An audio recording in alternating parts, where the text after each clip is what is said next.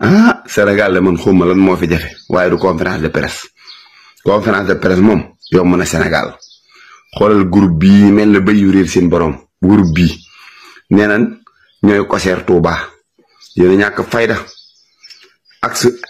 ex APR parti ba amatut parti boo xam ne amatut njiit amatut président amatut vice président amatut coordonnateur amatut dara amatut sax permanence bu baax waaye nit ku ñuul njiit nga jaral na ko lu ne ci àddina moo tax taale si la ñu ne ko yaay jiitul COJER mu ne ngaa ñu naan song Diomaye dañ ko déclaré non grata ba mu teg tànkam ci dëkk bi 98% la gagné Touba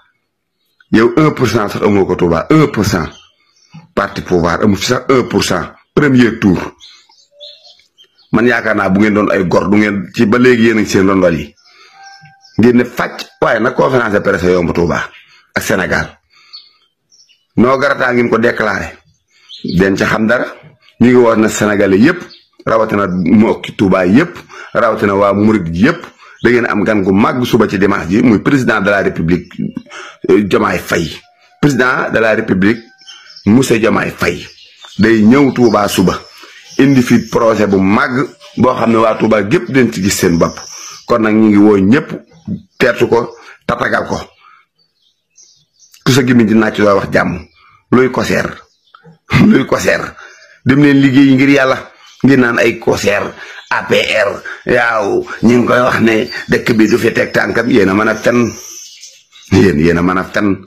yéen mën ngeen a fen yéen Diomaye ba muy tàng sax ngeen xam ne yéen a ñor ci dëkk bii di tëj murid yi guddi ak bëccëg murid bu sëqan ngeen tëj ko ci kaso bi Diomaye dafa doon ñëw su bëggee ñëw waxuma naa ba ngeen xamee ne ñàkk ngeen buum ñàkk golo ñàkk buum nga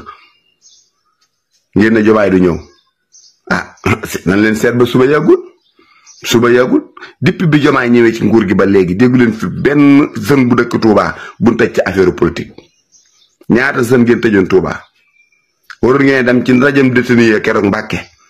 da ngay xool ba fa sa bët yam ñëpp Macky Sall leen tëjoon ak xeet gii toog naan ay COJER di fenal nit ñu leen di jàppee tëj rek loolu amatu fi kon nag yéen dañ leen a fàtte gis na nag ngeen wutal promotion laat ka naan yaa woon nit ñi laat ko kum woo laat ka kan la woo laat ko woowut kenn Sénégalais yi 98% yi wataloon Diomaye ñoo xam ne Diomaye day ñëw ñu génn teertu ko incha allahu rabbi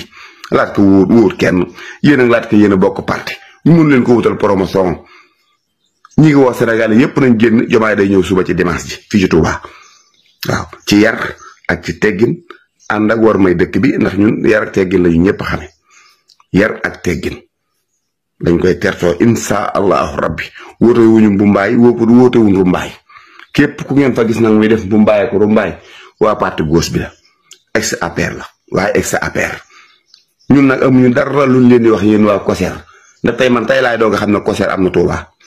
yii yëpp nag këpptal ndax a kos pepp la rek waaye yéen ñii toog sax ci seen biir da ngeen a mënewul maanaam ay COJER nee na luy COJER kuy COJER goo xam ne ñett nit la te bala ngeen a daje da ngeen a wootante téléphone bay bëgg a dee mbott yi ngoox ci dégg bi na tey gaynde yi naan 98% borom 98% moo ñëw ci dëkkam ah ngeen naan fii la xar yu góor yi jaar yéen xam nga lu nga war a lijjanti seen gaañu fu dugg ana Pape Malick Ndour ana Mame Mbaye Niang ana Farba Ngom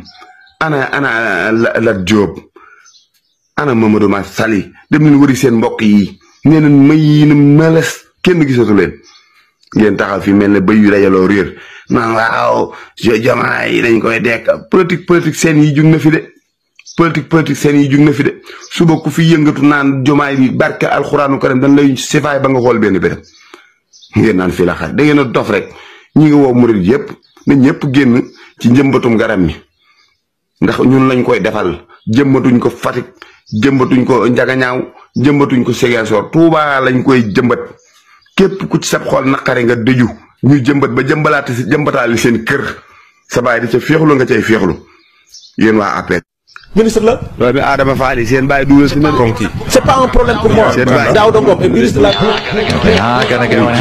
moo tax foofu laa bëgg a ñëw. nijaay Ousmane Sonko. Ousmane Sonko on s'est connu en 2017 te politique moo ñu boole. ñaaw na. Je l'ai vu pour la première fois nii de visite.